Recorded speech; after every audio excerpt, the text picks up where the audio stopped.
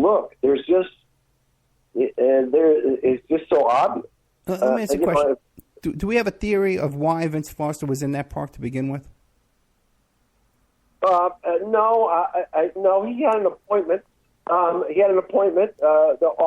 the campus, the White House campus. And I think that he may have gone there to meet somebody, talk about something. I don't know. Or he, there's a possibility that he was killed somewhere else. Although the blood evidence really doesn't support that. There would be more blood. Incidentally, let's talk a little bit about this depression thing. One of the great things they say about, you got to blame somebody for this murder. So you blame Vince Foster. He can't defend himself, of course. They said, well, he lost a lot of weight and he was depressed. Well, we went through the records. This depression thing didn't surface until a week. The initial witnesses, nobody said he was depressed. And they said that he lost a lot of weight. Well, his autopsy weight was 3 pounds more than it was 6 months earlier when he went to the doctor for a checkup. He didn't lose weight. He wasn't depressed. He wasn't taking antidepressant medication. The whole thing's just ridiculous. Now, and then also too, then there's the whole stuff about tampering with his office in the White House shortly after his death. What do you know about that? Well, apparently some people went into the White House and went right through his files and took files out of his office. And but there was an earlier search of the office, which nobody really talked about, which shows that the Secret Service let somebody into the office before that. But this thing about the search of the office kind of reminds me of Michael Isikoff. Michael Isikoff was writing about the search of Foster's office, and that's a big deal. And at the time, well, who really, I think all that's kind of secondary, really. I mean, the search of the office, and then several years later, you read Michael Isikoff and say, "Oh, the conspiracy theorists."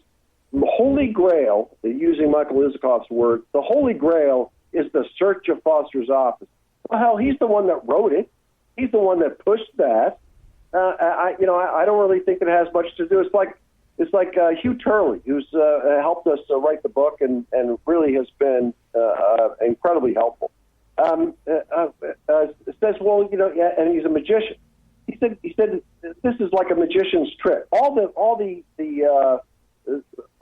of the activity is up here of the Foster's office, but they don't talk about down here what's really going on. And also, they didn't say anything about Vince Foster's office was in the White House proper, but the balance of the White House counsel's office was in the old executive office building. They don't talk about that. We have the testimony of one of these FBI agents who was all over the case in the immediate aftermath. He said he went to the old executive office building to interview the day after, but he couldn't remember who he talked to. I mean, there's no reports. I mean, that's where William Kennedy was. It was part of the Arkansas crowd. And went to the morgue. Oh, incidentally, Foster didn't have it. Of course, his car. It just surprised nobody that his car keys weren't there. His car wasn't there. But he didn't have no car keys in his pocket. They searched his pocket. There were no car keys. They were looking for a note. No car keys. So wait, the car keys were never found? They mysteriously appeared in the morgue later on, allegedly found by Bill Kennedy. Who had visited the morgue and said he had to go to the morgue to identify Foster. Well, and he was led into the room. He didn't look at it through glass. He was led into the room, and then the car keys suddenly reappeared or appeared in his pants pocket. Okay, very interesting. Now, what about there was a cover sheet by this FBI profiler named Clemente about child abductions? What do you know about that? Well, I don't know. That's a pretty interesting. Clemente. I met with him a number of times when I during the course of the Starr investigation. I mean, and Patrick did too. We both met with him. There's this. Apparently, I did not know this at the time, but he was involved in the child abuse abduction unit of the FBI. And there's a cover sheet, as you said, of a report by that unit, the child abduction unit of the FBI. A cover sheet, the Vince Foster death, and that's at our website. But there's nothing behind it. We didn't find anything behind it, so we don't know what was in there. That's just kind of an intriguing cover sheet report. And what was Clemente's role in this investigation? What was his? Did he any 302s? What do you know about his work with all this? Well, we went through the 302s that were conducted, like 20,000 pages of them, conducted during the Park Police investigation, the FBI 302s, the FBI 302s doing the Fisk investigation, and then eventually the FBI 302s during the Starr investigation. But specifically Clemente, though. I don't know that. First of all, the agents' names would be redacted, so I don't know what if any 302s he composed. But the 302s. When you have the 302, the FBI interviews you. They take notes, and then they dictate or type up an interview report.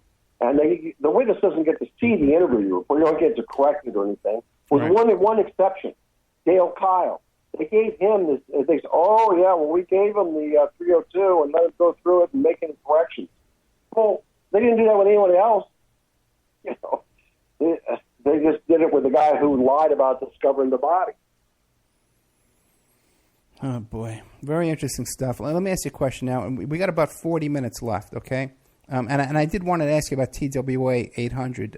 How much time do you think you would need to get into the TWA 800 story? Not long. I can kind of give you an overview of it. Okay, then we'll move that a little bit more toward the end. What else do you want to fill us in with on the Vince Foster thing? Well, I don't know. Let's talk about. You talked about the gunpowder. We talked about the eyeglasses. His eyeglasses were found with his ball powder on them, uprange from. He was found on a berm, a sort of a slight hill, lying flat, and his eyeglasses were 13 feet below his feet, the opposite direction. Now, how did they get there? If they had gunpowder on him, he was wearing them when the shot was fired. But how did they get down there? The Starr reports, the Fisk report said that the glasses must have bounced down the hill. Well, it's all bushes. If eyeglasses could bounce, once I don't think they could, they surely wouldn't have bounced through the bushes. And then the Starr report just says the eyeglasses were found in a position that was consistent with his wearing them when the shot was fired. They don't tell us that it was 13 feet below his feet. As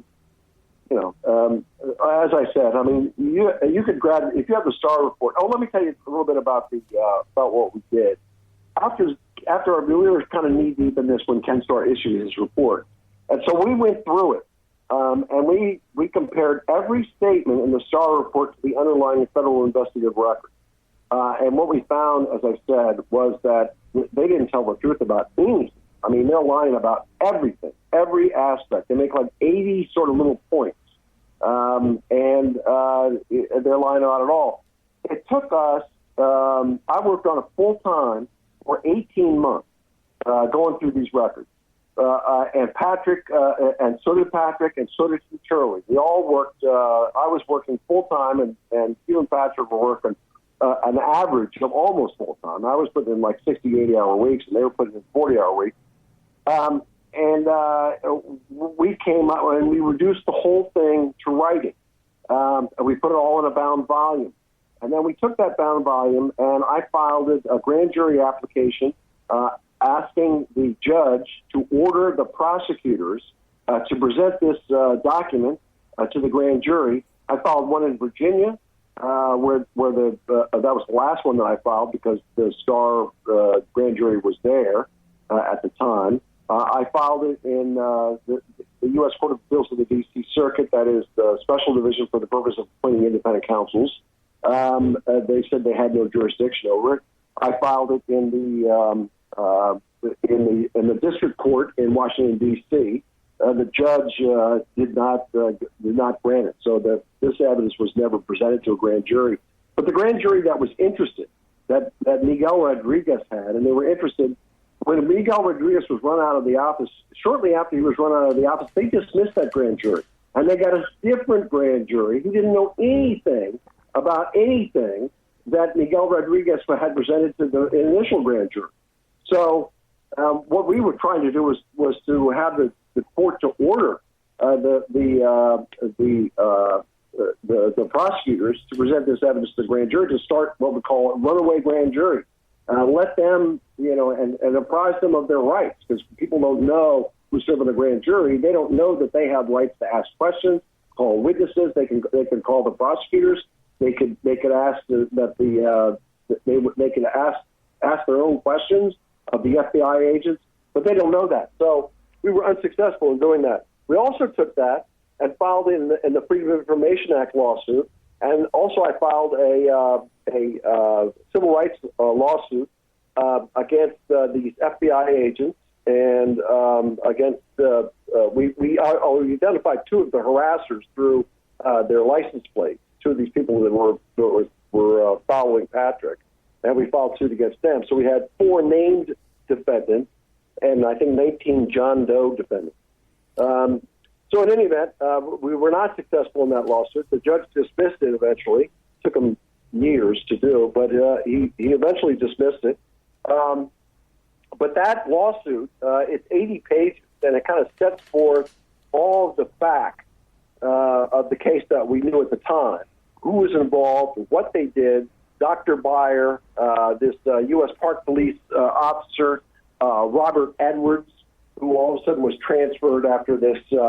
He had tampered with the body, and he had dismissed, told everybody to leave him alone at the body, took all the photographs of the body, and then they all disappeared. Then he tampered with the body and moved the head and cover up this, to make blood drip over this entrance wound in the man's neck. So we named him and we said exactly what it was that he did at the park. But all of this, that amended complaint, like I said, is 80 pages long. It reads like a novel. I mean, it's a very interesting read. That's at the website also, FBICoverUp.com. Yeah, and by the way, that's FBI cover dash up. So there's a little dash in there between cover and up. FBICover-up.com. Quick question for you now. You said you traced these license plates back to a couple of the harassers. Now, were you able to identify them as FBI agents? No, they were what we call stringers. They were hired by or used by whoever it was behind it, the FBI, but they were not FBI agents. They were Jordanian nationals, young guys in their 20s.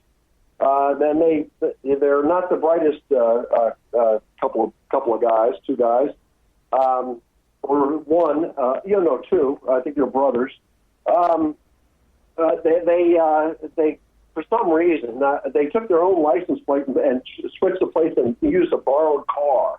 And then so when Patrick and Ambrose Evans Pritchard tracked them down, went there to their house, their apartment in townhouse in Vienna, Virginia, outside Washington. The license plate was affixed to a different car. I mean, you would think they wouldn't do something like that, but they did. And there was also a second license plate that Ambrose had some contacts in the federal government, and he tracked this down to somebody who was this license plate that was used by the federal government to for nefarious or covert operations. And we also named Scott Jeffrey Bickett, who was, and we had the printout that we got from Ambrose, showing that he was employed by the Pentagon and the FBI, and that he was cleared for sensitive compartmented information.